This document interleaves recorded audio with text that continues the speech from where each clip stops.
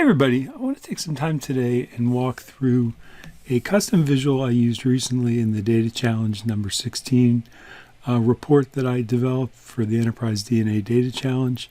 And it's called the KPI ticker, and it's a pretty eye-catching visual.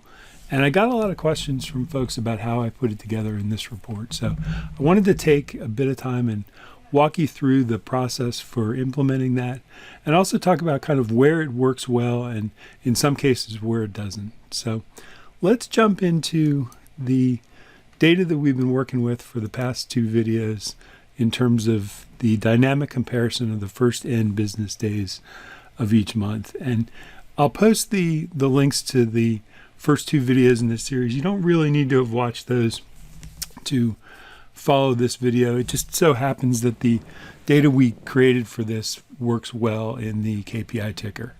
So the first thing you need to do is just go to the app marketplace and say get more visuals. And we're going to look for one called the Mac KPI ticker. And so if we search up here for ticker, you just go ahead and add that in. You just click on that and it's a free visual.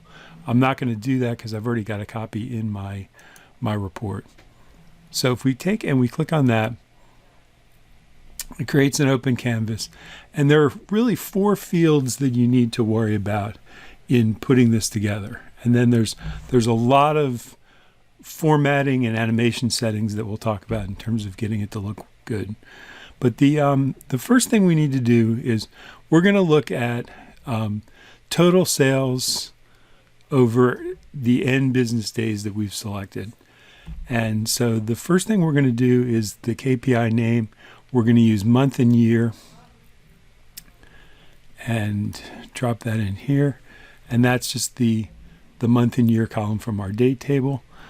Then in terms of KPI current value, we're going to take the total sales for the first 10 business days. And this is the DAX that we worked out from the Power Query solution. You could also use the DAX solution that we developed in video number 2. Both will work equally well for this, but for now we're just going to use the primarily Power Query solution. So we drop that in. And then the next thing we need to do is we need to develop a previous value, since we're not only want to look at the KPI, we want to look at it relative to the prior month. And I'm not going to take the time to walk through the DAX in this. This is a very standard previous month pattern. I'll put the link up to this file so you can work through it yourself. And if you have any questions about that, Greg Phillips, one of our Enterprise DNA experts, has put together an exceptional DAX pattern section on previous value that will walk you through exactly how to do this if it's something you're not familiar with. So what this does is this just goes through and grabs the previous value for the current month and year that we're focusing on in each of the cells. So we drag that into KPI last value, and there make sure that's previous month. And then the last thing we need to do is KPI status, and this is a specially formatted field that we develop in DAX for this visual. And there's a number of ways to do it. You can do it with nested if statements. I find the easier way to do it is with a switch true construct. So basically what we're looking at here is if the current value, the current month and year minus the previous month and year is greater than 0. So if current month and year is greater than previous month, the field gets a 1. If it's less than previous month, it gets a -1. And there's always the kind of catch-all parameter here, which is if neither of those is true, it gets a 0. So if the total sales previous month and year happen to be exactly the same as the previous value, if the current value and the previous value were exactly the same, it would get a 0. And you'll see when we drop that KPI status into the field well here, that then creates the colored indicators, the arrows up and down, And you'll see that this is, when you move off the visual, it scrolls way too fast to be able to read it. But what we'll do now is we'll work through the animation and the visualization settings.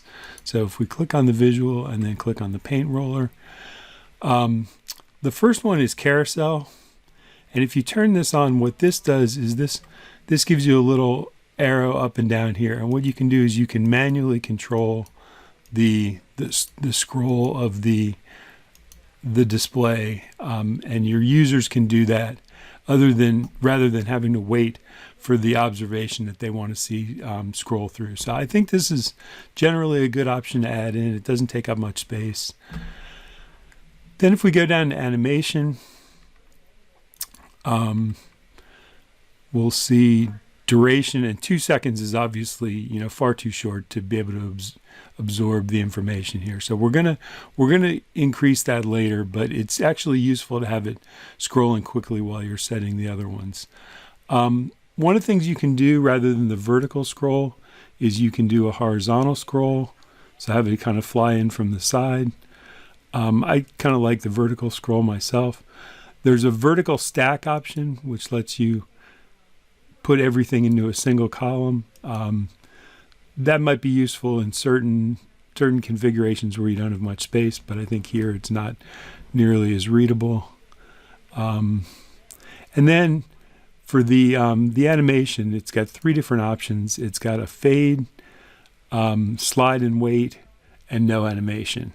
And I think the slide and wait just is a more dramatic effect. I think it's more eye-catching, so I typically use that one.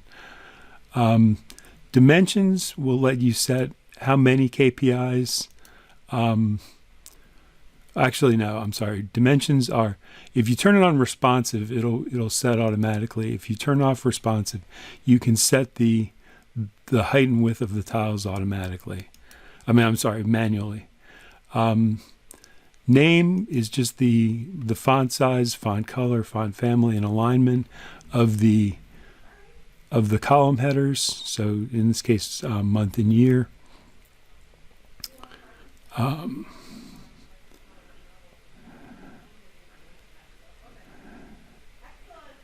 And then value is where it starts getting interesting. So you can change the value here. The font size, the font color, the font family. Typically, I turn this off of auto because sometimes it makes kind of strange choices in what it shows. So I think in this case, thousands is going to be the proper choice. Decimal places, 0. Formatting. So this is where you can set the number of KPIs that will show across the row, and then enable delta will actually include the percent change from the previous month, and I find that's a useful option typically to turn on. We can set a background color to kind of further highlight the KPI indicator. So let's change that to maybe like a light gray, and that sets it off a bit more. And then the remainder are just, so the indicators here, you can change the green, red, and blue to whatever colors match your themes. And then for title, one of the things I like to do for this sort of analysis is to use the conditional formatting and to set a dynamic title. So in this case, I've got a DAX measure already set up, so we'll choose field value, and then measures, and then KPI dynamic title, and I'll show you what this does.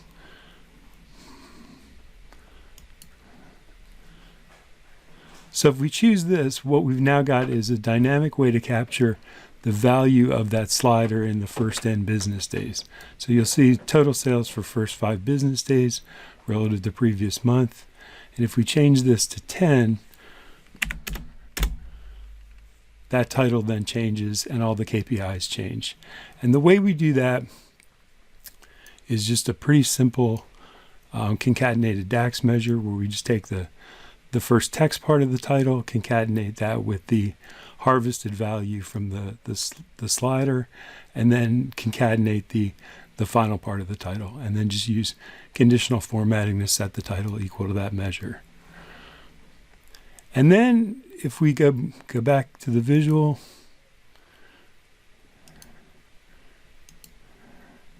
and we go back to the paint roller, then most of the other settings are just standard. So background, border, shadow, the visual header, and we can turn that off to keep it out of the way. Now the last thing we'll want to do when we're done with all this is go to animation and change the duration to something that allows the user to absorb the information that's being provided. And I typically will go with like a 10-second rotation on that, and that typically provides enough time to scan the KPI and get the information you need. In addition, the user can always mouse over and pause it, and then use the carousel to manually advance or move it back. So that's the basics. And the reason this one works so well is because the visual is quite easy to put together when you've got one or two indicators and with many observations.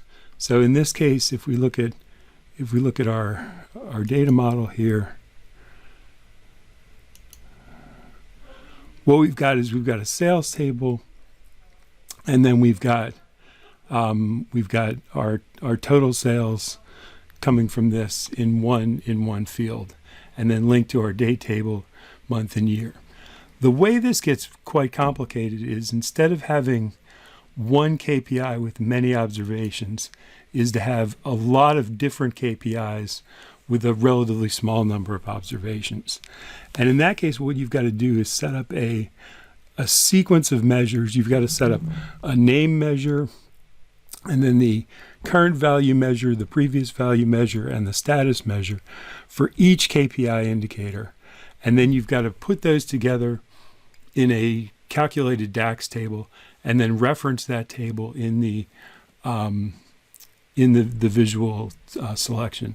And so, for example, in the report that I created for Data Challenge 16, this table here, because I was looking at six different KPIs, actually took, I guess it was close to over 30 measures. I think it was 34 measures, and then about 100 lines of DAX to create the calculated table. So in that case, it's really questionable whether the eye-catching nature of the effect is worth the effort. But if you've got a situation where you've got a relatively small number of distinct KPIs with a lot of observations, so if you've got, say, cryptocurrency prices or stock prices or sales numbers, it works really well, and I think it's quite easy to put together and is a nice effect. So I hope you found that helpful, and this concludes our kind of mini-series on the dynamic comparison of end business days over time. And I hope you enjoyed that and got something out of it, and look forward to seeing you in the next video. As always, thanks for watching. Hey everyone, thanks for tuning in to Enterprise DNA TV.